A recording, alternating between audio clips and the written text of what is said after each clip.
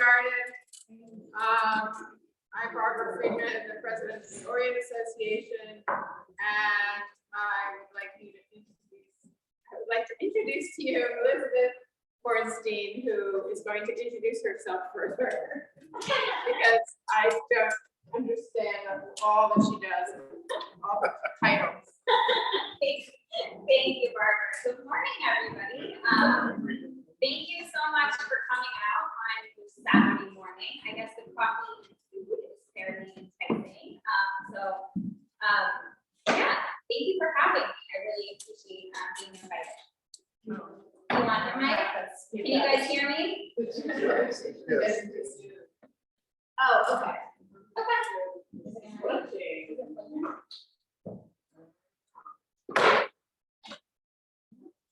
Does this work? I think it is. Okay. All right. So I am Elizabeth Hornstein. I'm a sustainable and resilient communities extension professional. I know it's a mouthful. With the New York Sea Grant. And essentially my role is to support communities in Suffolk County within the Long Island Sound Study watershed to help them with sustainability and resilience planning and implementation of projects. So New York Sea Grant is a partnership of NOAA, the National Oceanic and Atmospheric Administration, the State University of New York, and Cornell University. And they provide research, education, and extension services to promote vibrant coastal economies, environmental sustainability, and community awareness of the state's marine and Great Lakes resources. And then while I work for New York Sea Grant, this is why Barbara didn't want to introduce me, the work that I do is in support of the Long Island Sound Study, which is a national estuary program that was formed in 1985 by the Environmental Protection Agency and the states of New York and Connecticut. But it's really a collaborative partnership that brings together resource users, regulators, researchers, environmental groups, and other stakeholders that are all committed to working together to protect and improve Long Island Sound. So New York Sea Grant is a major partner of the Long Island Sound Study. So this is a map of the Long Island Sound Study watershed, which includes the northern portion of Long Island, parts of New York City, Westchester, and the entire state of Connecticut. And where you guys are in Orient, you are actually in between two national estuary programs. So on the north, you have the Long Island Sound Study, and then to the south, you have the Peconic Estuary Partnership, which covers the Peconic Bays. So like all national estuary programs, the Long Island Sound Study has what's called a comprehensive conservation and management plan that basically serves as a roadmap for the work that the program and its partners will do to help improve the sound. And the current management plan is focused around 4 overarching goals listed here: clean waters and healthy watersheds, thriving habitats and abundant wildlife, sound science and inclusive management, and then the goal that I'm working to support: sustainable and resilient communities. So what do we mean when we say sustainable and resilient communities? The vision that Long Island Sound Study had was vibrant, informed, and engaged communities that use, appreciate, and help protect Long Island Sound. And part of this vision is ensuring that communities can participate, adapt, and recover from the effects of disturbances like sea level rise, extreme weather events, and other impacts as a result of a changing climate. So to help communities understand what are these climate threats and what can we do to help mitigate these threats, the Long Island Sound Study brought on a team of 5 extension professionals to work and support communities around Long Island Sound. So I mentioned that I'm working in Suffolk County in that red shaded area on the map here. And then I have colleagues that are working in Nassau County, Westchester County, and Western and Eastern Connecticut. So we're each responsible for working with and supporting communities in our assigned regions, but we're also working very closely together as a team and collaborating to advance this goal of resilience throughout the Long Island Sound region. Sorry. Okay, so the work that we are doing is guided by a sustainable and resilient communities worker and a 5-year work plan, which outlines a number of priorities or outcomes that we are hoping to achieve through our work listed here. So those are a better coordinated regional response to current and future climate threats, trained and informed community decision makers, planning for infrastructure improvements, viable government services, and helping to facilitate the implementation of projects that will make communities more sustainable and resilient. Additionally, there are 2 overarching themes that we are incorporating throughout our work. The first is social ecological integration. So we want to, recognize and understand that relationship between the environments and communities, and work to highlight solutions that are going to be beneficial to both. And then the second is environmental justice. It's really important to us that we make sure that we are including and bringing all communities to the table, particularly those communities that maybe haven't been at the table in the past, because we want to make sure that everybody has the resources that they need to address these threats. And we want to ensure that the solutions that we're coming up with are equitable and are really for the benefit of all. So there's a number of tasks that my colleagues and I are going to be doing to work to achieve those priority goals that I just went through. But the first thing that we started with was the needs assessment to learn more about the communities that we are working to support. So we wanted to understand what are the environmental threats that Long Island Sound communities are most concerned about. What are they already doing to address those threats? What are their goals? What are their priority projects? What are the challenges and barriers that are coming up that are preventing action and implementation of projects? And then what support is needed to overcome those barriers and advance goals and projects? So we spent much of last year actually talking to stakeholders in our communities, from elected officials to community groups and civic groups like this one, to learn more about our communities and their needs. And now we are going to be working to incorporate all of that information that we learned through that process to guide our future work.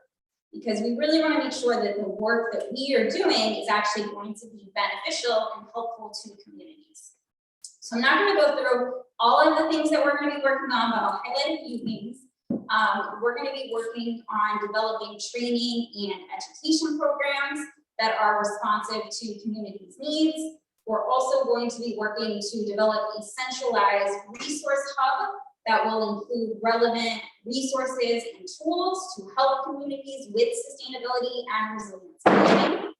We're going to be working to improve coordination across all levels of government, as well as between neighboring communities, because we think everyone needs to be working more with each other. And then we're going to be supporting communities and helping them to move actions and projects along, from idea to planning to actual implementation. So that's, an overview of the work that I am doing and the support that I'm providing. I'm going to switch gears a little bit now and want to talk about, so what are these environmental and climate threats that we are concerned about, and what are the concerns specifically to the Orient community? So there's a number of threats that communities are dealing with, right? There's concerns about increased precipitation and stormwater. There's rising sea levels. There's more extreme weather events that are occurring. All of those things can lead to increased flooding of our coastal infrastructure and impact communities. They can also impact our water quality because they can lead to more pollutants being carried into our waterways. Other threats include erosion of our beaches, our dunes, our bluffs, and loss of other coastal habitats like wetlands and seagrass. And then we're also starting to see some shifting of seasons and species, which can impact fishing industries, aquaculture, farmers, and other businesses, right? And along with that, there's a concern about seeing more invasive or non-native species, and those species, out-competing our native species.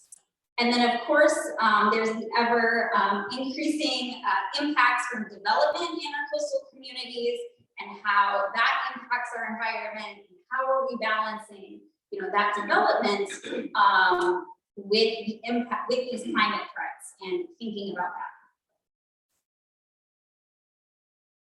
So Barbara actually provided me some pictures from the recent December storm and some of the flooding that occurred out here. So some of you may have taken these pictures, I'm not sure.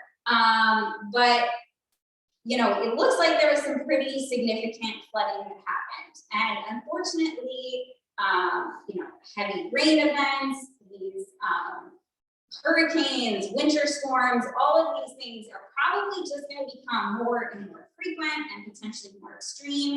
And so it's something that we're going to have to, figure out how do we deal with, and how do we mitigate some of the risks from these storms.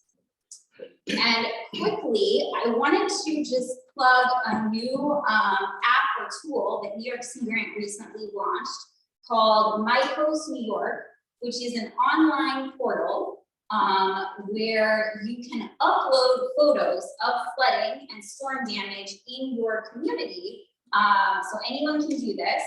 And when the photos are uploaded, it actually links it to the nearest tidal gauge data and connects it to the environmental conditions at the time that the photo was taken.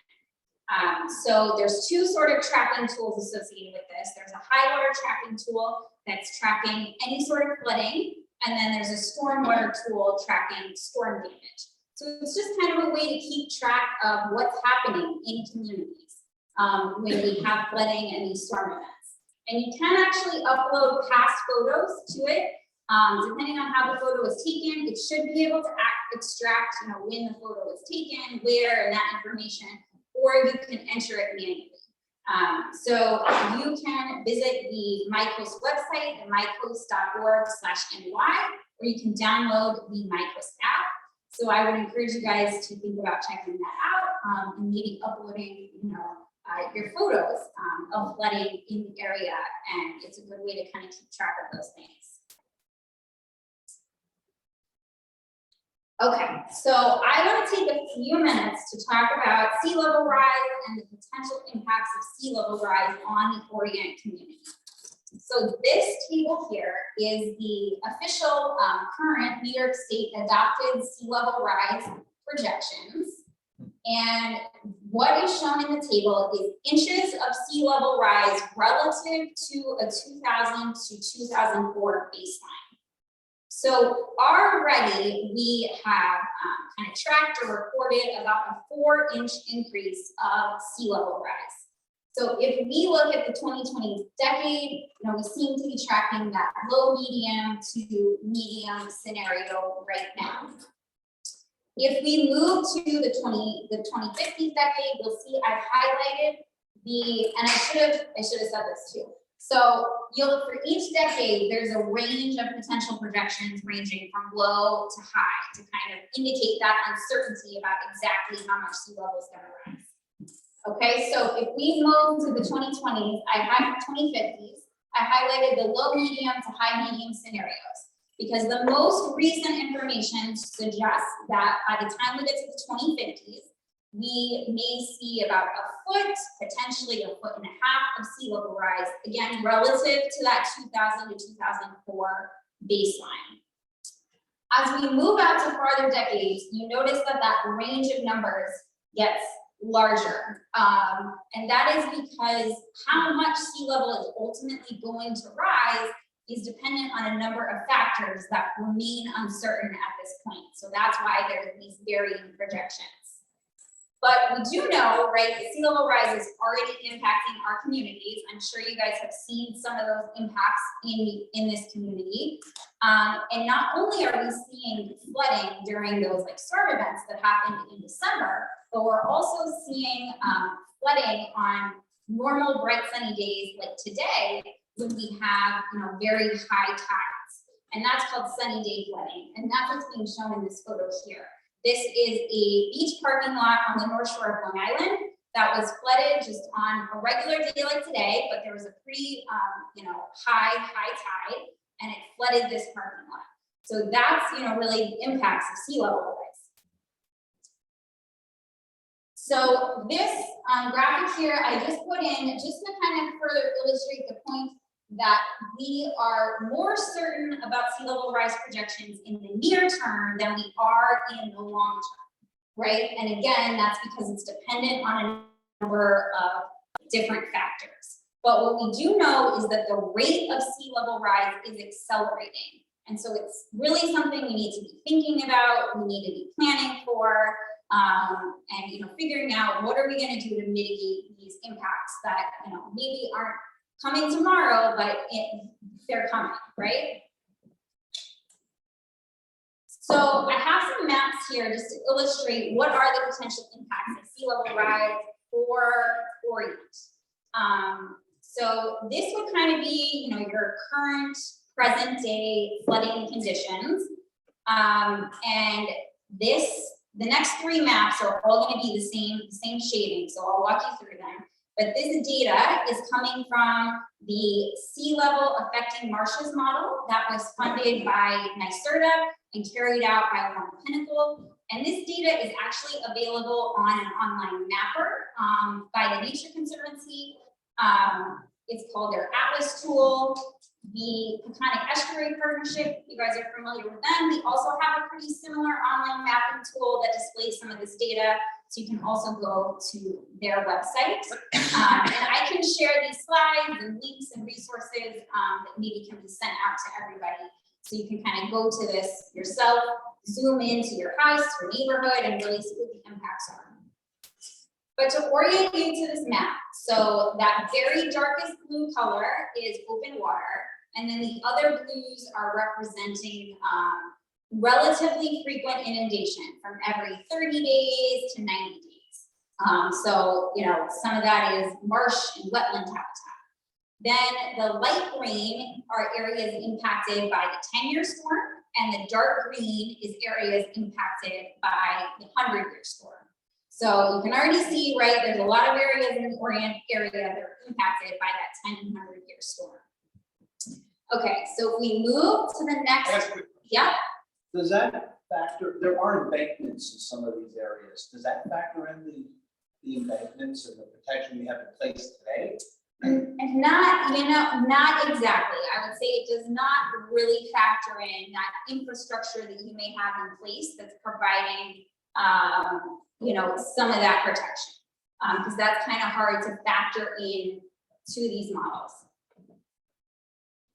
Okay, so this one is a good question. So this one is an 18-inch sea level rise. So this would correspond to that medium to high medium scenario for the 2050s. So this is something we could see in the next 30 years. So if we look at this one, now what we see is some of those areas that were being impacted by the 10 and 100-year storm, some of those are now being regularly inundated with water every 30 to 90 days. And then there's new areas now, right, that are being impacted by the 10 and 100-year storm. Okay, and then I have one more for you. So this is a 39-inch sea level rise scenario. So this corresponds to the high medium scenario for the 2080s.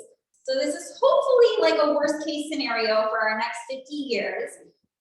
But now, we see even more areas being regularly inundated with water. I see some concern on the faces. And, you notice too, right from this graphic, that a lot of the impacts are on the southern portion of Orient, whereas on the northern portion, there's a little bit more protection. But there are some areas up there that are being impacted that if you went to the map and zoomed in real close, you could see. But the other concern, right, for everybody on Orient is, you know, the potential impact and inundation of the roadways and the ability to get around.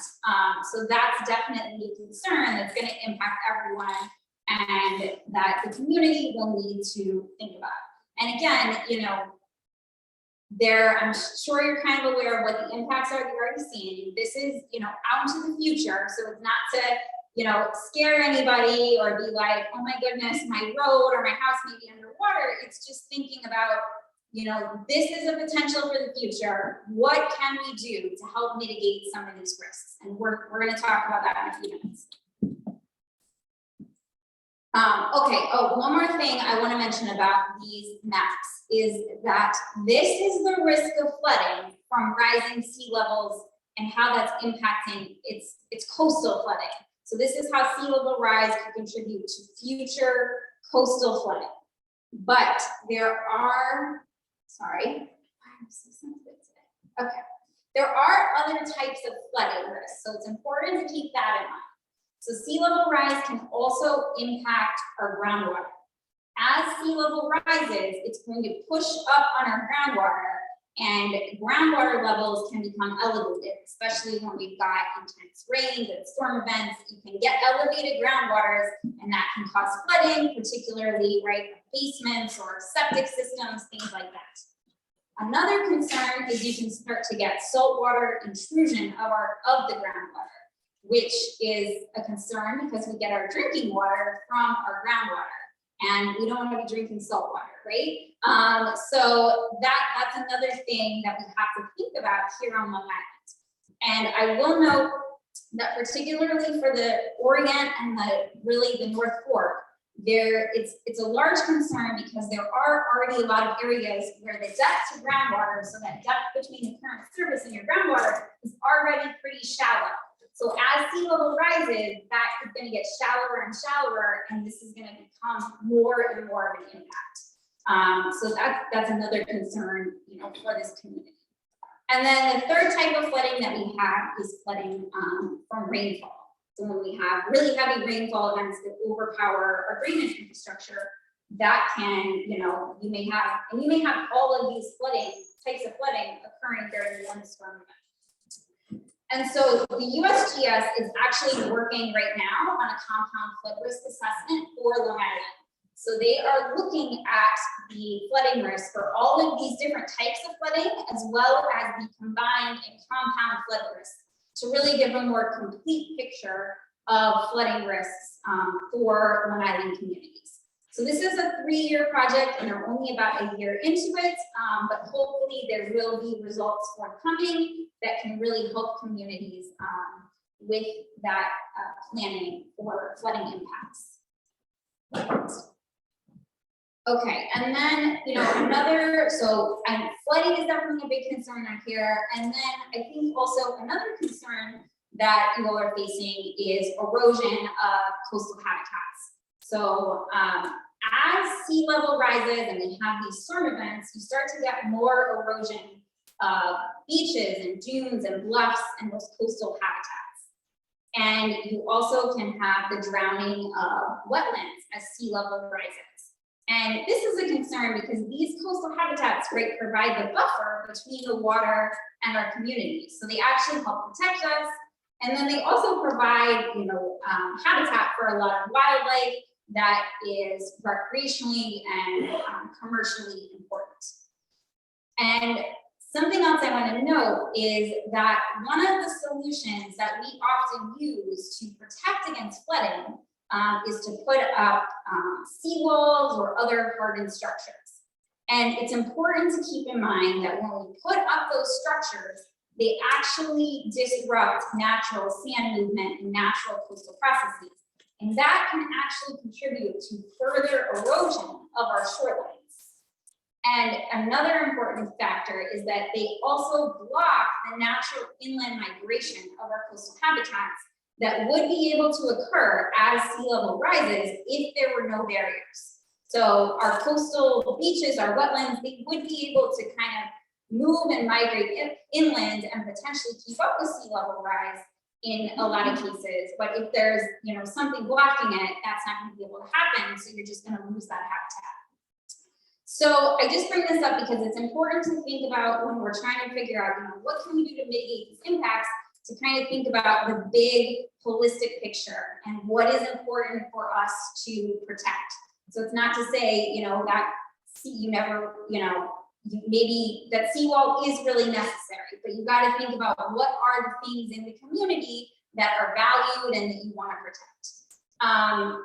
And we're going to talk more about that, you know, solutions in a second. But before I move on, I'm going to highlight one more resource for you. Another New York Sea Grant resource that was actually produced by one of my colleagues, Kathleen Fallon, who's a coastal processes and hazards specialist. She developed this dynamic shorelines story map for Long Island.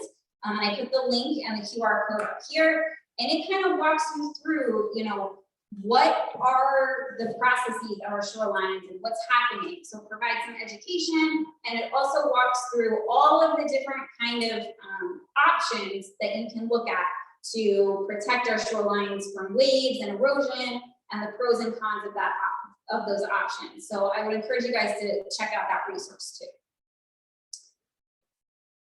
Okay, so let's talk more now about what can we do to address these environmental threats that I have been talking about. So we're going to start from the community level, and then we're going to get to what we as individuals can do.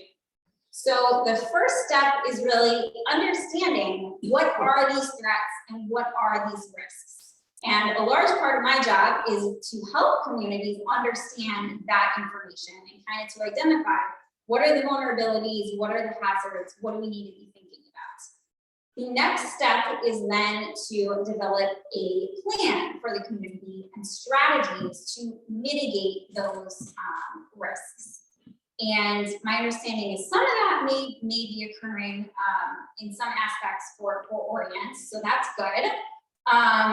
And it's really important that as we develop these plans and strategies, that it is a community, you know, that everyone in the community is involved in this process, so that everyone kind of understands what the different options are, and that we're developing solutions that are going to be, you know, for the benefit of, you know, the majority of the community, and there's going to be support, because if we don't have support from the community, it's unlikely that your strategies are going to be able to move forward, right? So once you said, you know, this is how, these are our threats in our community, this is what is in, you know, this is what's important to us, this is what we want to do to try to help mitigate those threats, then the next step is to find funding to actually start implementing those strategies. And then, of course, we always need to be evaluating the success of our efforts and adapting as new information becomes available.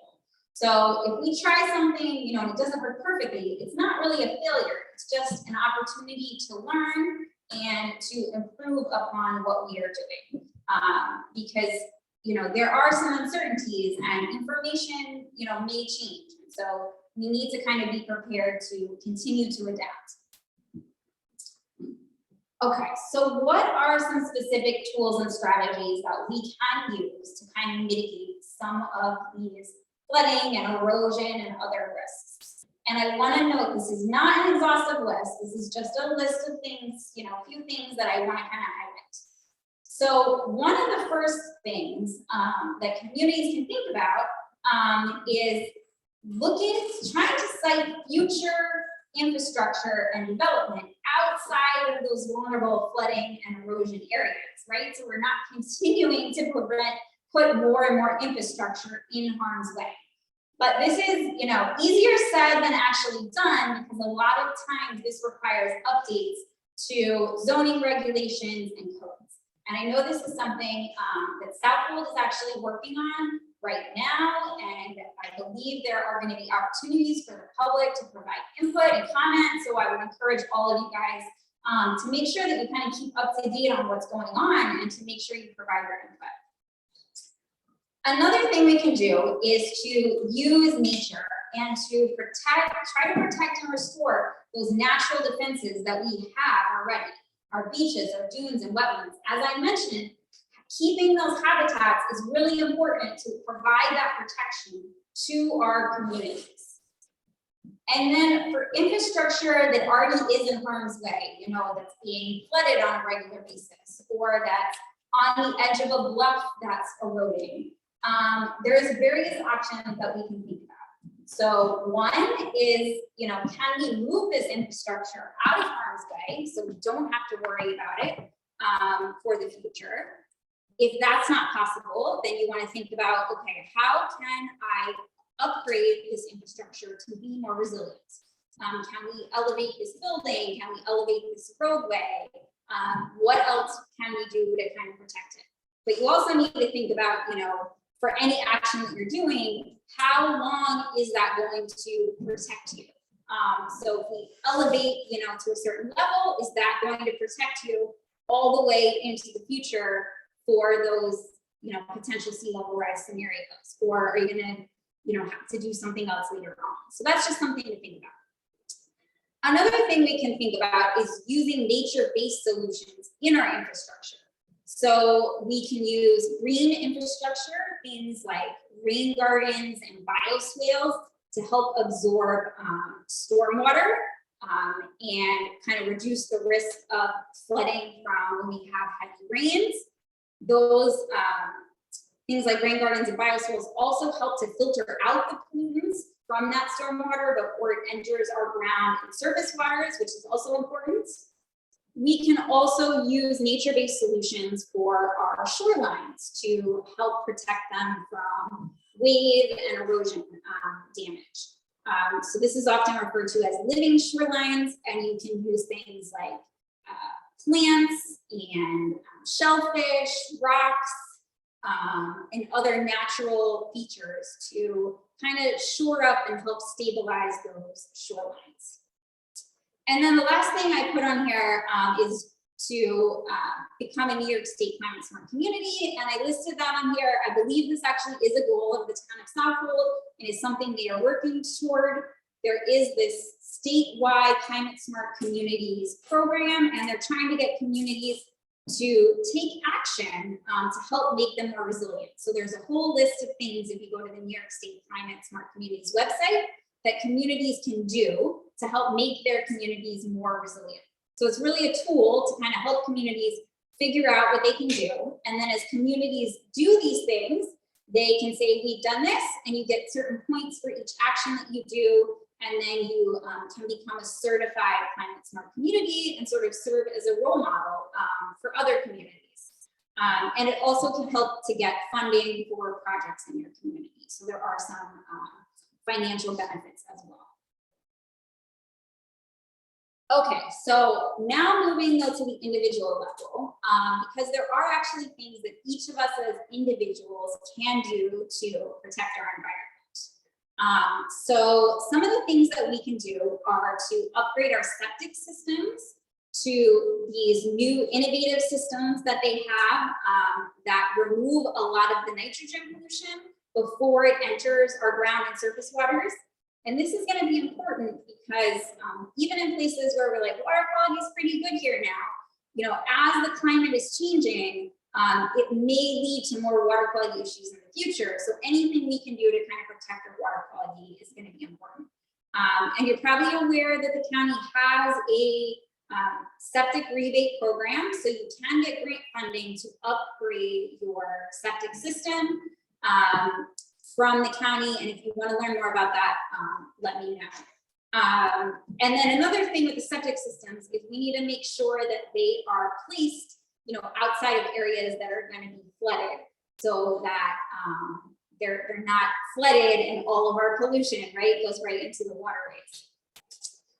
Another thing we can think about as individuals is, can we commit to more sustainable lawn care practices? So I know that there are a lot of people that love the nice green lawns on their property, and I completely understand that. But it is important to note that the fertilizers that we use and all the watering that we do to keep those green lawns is not exactly good for the environment. So those fertilizers, you know, leach into our water and can pollute it. And then, as I mentioned earlier, you know, there are some concerns about our water quality and also the future availability, right, of water for our drinking water.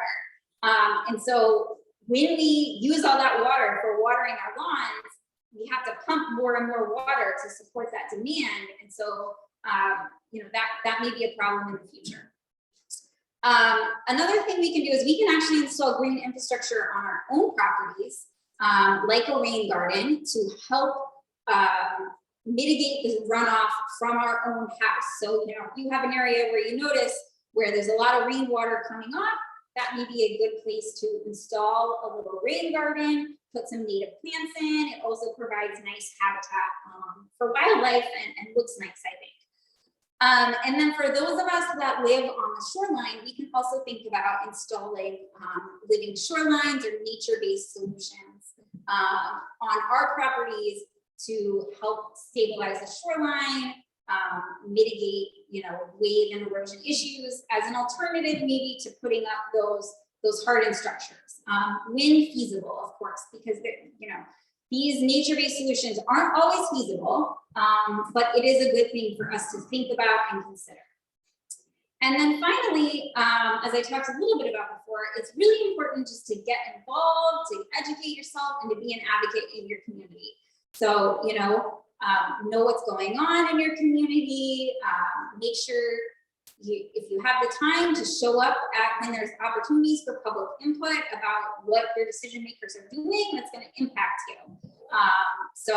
And I did put the Long Island Sound Study website here. There is a whole section on the Long Island Sound Study website called Get Involved, What You Can Do. So you can actually go there to learn, you know, more things, again, that we as individuals can all do to help protect our environment.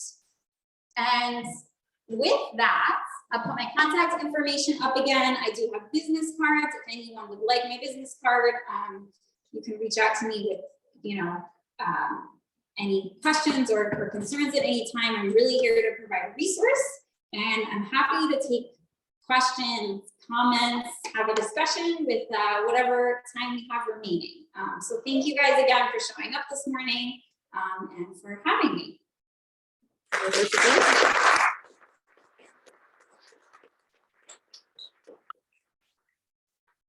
Questions? No questions? Yeah. I live in Orient Association.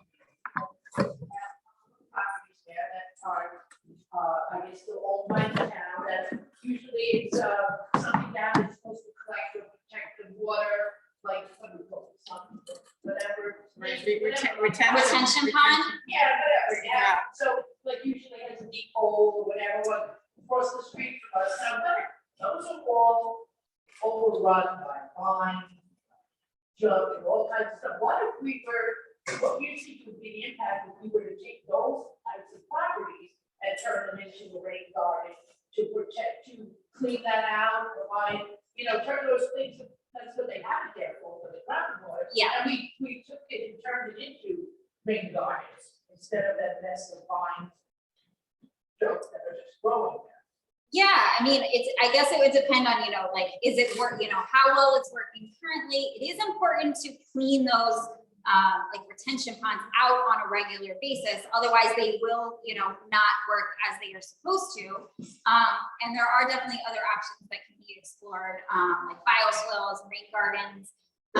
So it would really depend on kind of what are the, you know, specifics of that area and what the community, you know, what does the community want to see? But yeah, it's town property. The town, you know, could definitely get somebody, an engineering consultant to help them figure out different design options that can help to absorb and filter that stormwater.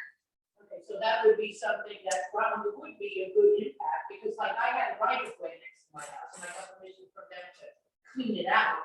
Okay. It's just a disaster. So when I have a place across the street, I wouldn't have room to put necessarily make out my property, but across the street, you can take that whole piece of town and stuff that's to collect the water and clean that out. And so I mean, that's something that you think would be helpful. Yeah. They never cleaned out. You know, nobody. Are there current flooding, like, does it overflow currently and do you get like flooding impacts or? When the drain was blocked. Okay. That was dug out by the town. but specifically necessarily in areas of flooding, no, but we do want to make it more efficient. If we Yeah, cleaned it up and did something. Yeah. Stop. Okay. so, yeah, I don't. A little bit, but rainwater is usually about like 6 to 12 inches. Yes. Okay, and it sounds like you're talking something. Well, the property across the street really doesn't have it. I think there's one on the corner that has a little bit, more of a depth, but still, if she says cleaning it out and making it better, yeah. Yeah, whatever. The one across the street. Yeah. Is pretty low. You do have to, and that's why you would get, a professional like engineer who would look at how much water is going in there and how much water you need to mitigate and design, the properly sized, whatever, proper design, so does a rain garden work? Do you need like a bioswale is kind of similar to rain garden, but it's a bit deeper than a rain garden. So there's different, potential options that you would look at based on, that's what, it depends how much water is going in there, how much water do you need to absorb.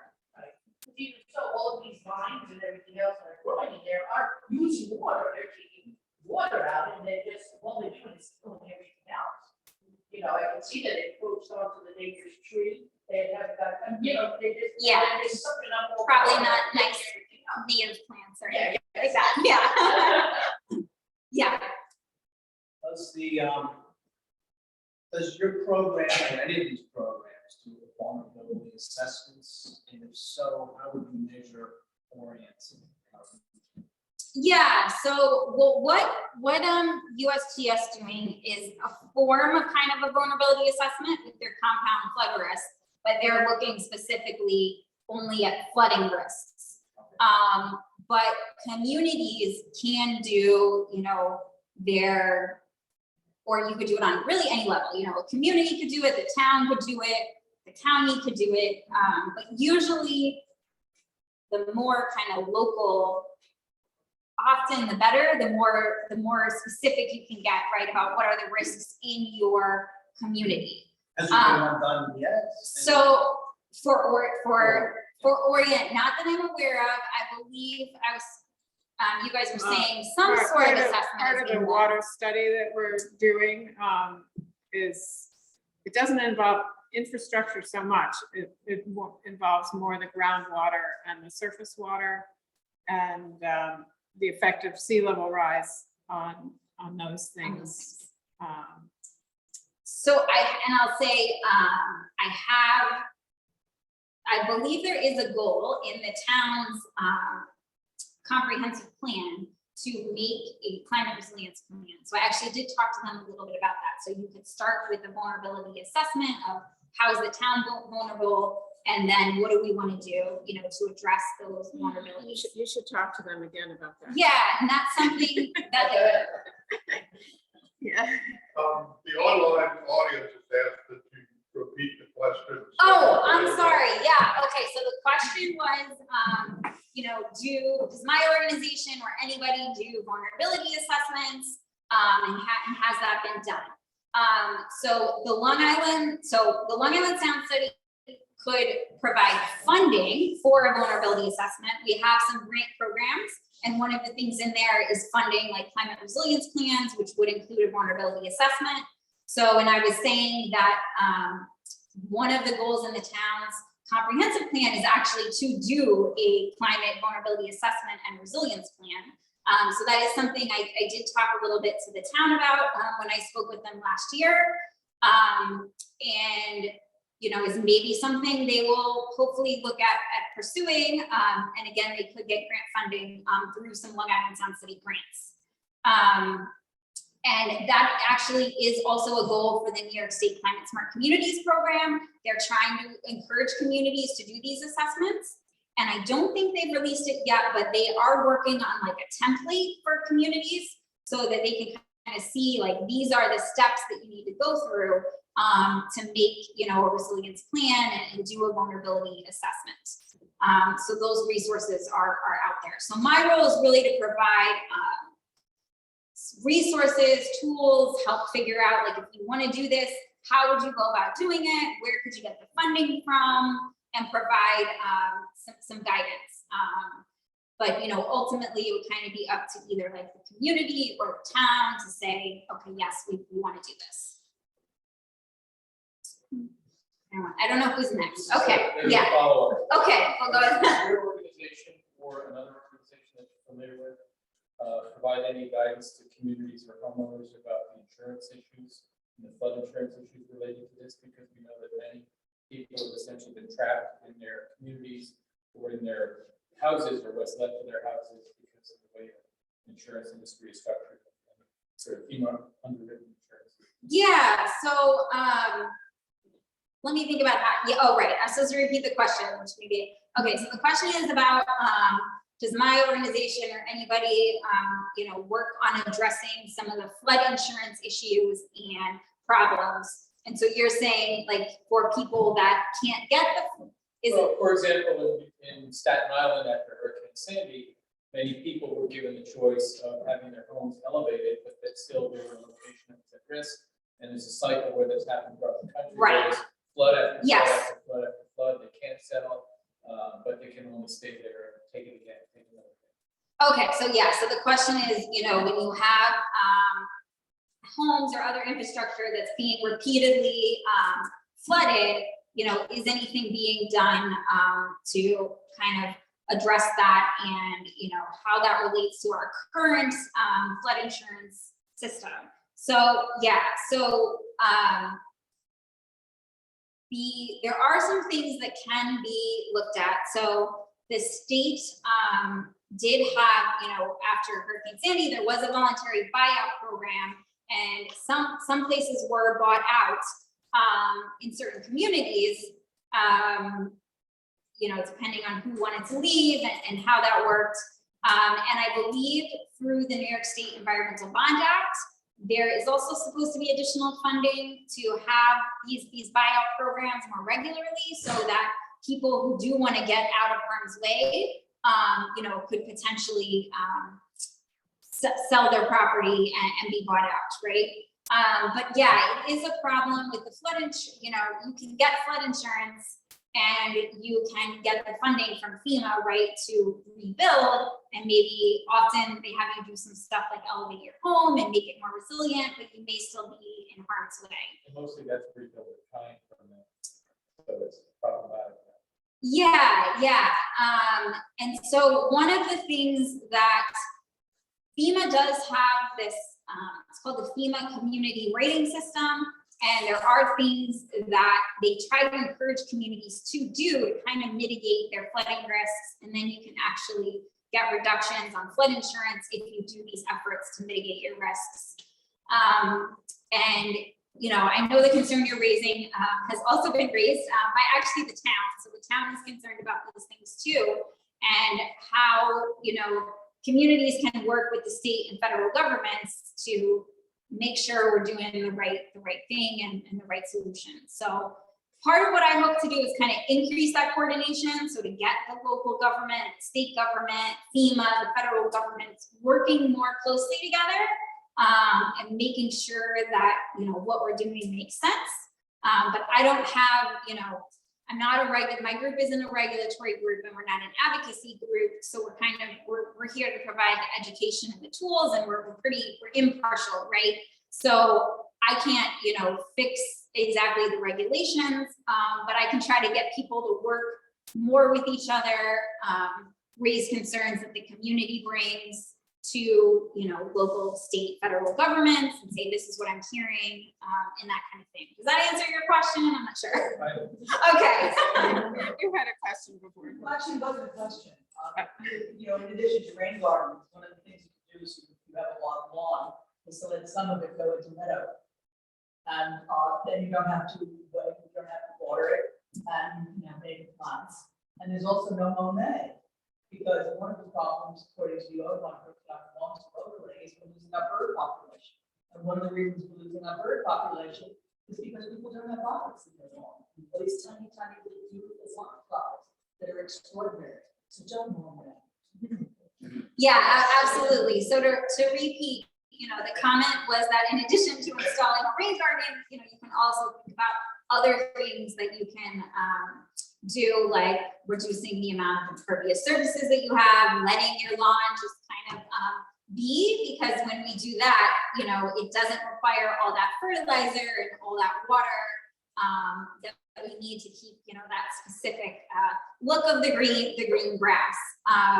So you're absolutely right. There's certainly other things for us to think about, and to think about how can we make our lawns, more sustainable overall. Yeah. Is your organization currently working with down Suffolk?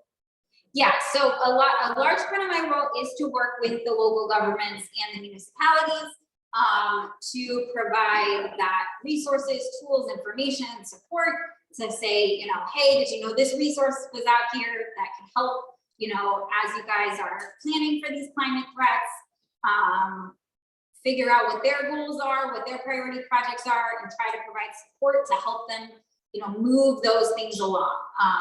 So yeah, I've talked to both, for Southwold, I've talked to the town board, the trustees, the town staff. So I did have, lots of conversations with them to find out, what they're concerned about and what their interests are, and let them know, how I can help and support efforts. I think the town is, I understand everybody, government is hard, right? So I know the town is working on updating their zoning regulations. So that's why I was saying, that everybody here should make sure they kind of keep involved on what's going on with that. There's going to be some public input. And obviously any changes will have to be approved by the elected officials. So it's important for you guys to kind of advocate for things that you would like to see, right? Because the more community members that come forward and say, this is what we want, that puts more pressure, on those decision makers to make those kind of harder decisions. But yeah, I think, from the conversations I had with the trustees and the town board, they are very aware of the environmental challenges that are happening. They're interested in figuring out what they can do. A lot of the problem with local governments and governments in general is just a capacity issue, right? They don't always have all of the staff, the resources, the funding that they need. That's what we actually found through our needs assessment, to do everything that they want to do. So they know these things are happening, they know we should be doing things, but it's a resource limitation issue. And part of what we're going to try to do through our work is to help alleviate some of those capacity issues for local governments. So we actually released a grant writing assistance program this past fall, where municipalities can apply to get funding through us, to work with a consultant to help them write grants for plans and projects that they want to do, rather than having to have their own staff take their time to write their grants.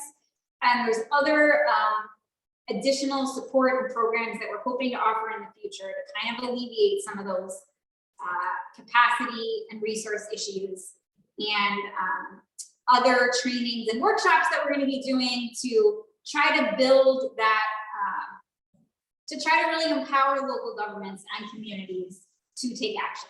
But again, it's important for all of you guys, that's why it's important for everybody here to make sure you're speaking out and telling, your elected officials and the decision makers what you want to see for your community too. You've got a question? Yeah. I heard about this event from the National World Association. My family lives in Orient. My question is about trees. I'm wondering if there's any suggestions or resources to do with trees that we might want to protect, or any trees to help us somehow. Yeah, great question. Just to repeat the question. Oh, yes, sorry, thank you. Okay, so the question is, about trees. Are there any resources or information about special trees that we might want to protect, or, how protecting trees can help us? And protecting trees is definitely very important, right, for mitigating climate threats. I'm not a tree expert, so I don't, want to say I don't know if there's necessarily certain trees that are better than others, but in general, you know, our native plants, our native trees, that's what we want to protect because they provide the habitat for wildlife and are made to live in this environment. I just want to add that some trees are better than others in saltwater conditions. That too, right? Different, So yes, if you're- different. If you are near the water, it's important to know whether a tree will survive, you know, overtopping. And that's a good point. And there are some resources out there which I can send maybe you, Barbara, or just mention. The Conestoga Partnership actually has a resource on their website. It's a native plant tool where you can look at all types of plants, trees, shrubs, other plants, and see what is native. It tells you what, like the conditions that the plant lives in. So, you know, is it better for saltwater, freshwater environment, sunlight, all of those types of things. So you can think about what plants maybe, you know, you might want on your property. And then there is also, it's called this, I think it's called Tree Equity Tool. Not 100% sure if I'm saying that right. I'm kind of blinking right now. But there is a tool out there, I think it's like Tree Equity Tool, that shows where there are already, you know, which communities have a lot of trees or where there's a need to have more trees. It's actually pretty cool because it is really important for, you know, shade, the wildlife, mitigating all of the emissions that we're putting into the atmosphere, all of those things. So trees are definitely important. And there are a lot of towns too that have various ordinances about, you know, what you can, you know, cutting down trees to make sure that they're protected. So I'm not 100% sure what Southhold's tree ordinances They don't are. have, they're, no. They don't have any, they don't, you don't think they have any? It's in the works. Okay, all right, Supposedly. it's in the works. But Okay. everybody should write to Scott Russell and tell him that we want that. Because they had so there's a tree committee and they proposed an ordinance to keep people from cutting trees. Yeah, and it was, they said it was too complex. Okay. Complex, so, Just say no. Well, there may be, I'll see if I can find anything, because I think there's probably some like model tree ordinances that are out there. I don't know if the tree committee already looked at that, but, okay, all right. But yeah, so there are certain, you know, codes that you can write to protect trees as well, but. On that subject, on Thursday, we were going to take out 80% of the trees on a lot, but it's not enforced. It's that, yeah, that's the other thing, you know, all of those kinds of things, right? It's hard to enforce them. So it creates a problem, but that's why, you know, it's good, you know, all of you here, you know, right? Tell your neighbors the importance of trees. things that, projects that go through the planning department, they do regulate, you know, clear What you cutting can do. and yeah, and buffers and stuff like that. Right. But if somebody owns a piece of property and wants to build a house, it's a different story. It's hard, and you know, it's hard here too, because the trees, we have all these storm events, right? And people get very concerned about the trees falling on their houses and, you know, knocking out our power lines. So it, you know, there's a lot of complications to that, right? Okay, well, this is last question. Some question, Vicky Woodson, who's a member of the Terry family, told me that when the colonists came to Orient, it was white oak forest. And so if you want to plant really great trees, I know that Elizabeth Thompson is already planting LA white oaks. Okay. They're a great tree. The last piece of that forest is still on there. The last piece of the original White Oak forest is still on there. I'm sorry. Gardner's Island. Okay. So everyone, thank you for coming. Take a muffin on your way out. And thank you, Elizabeth. Yeah.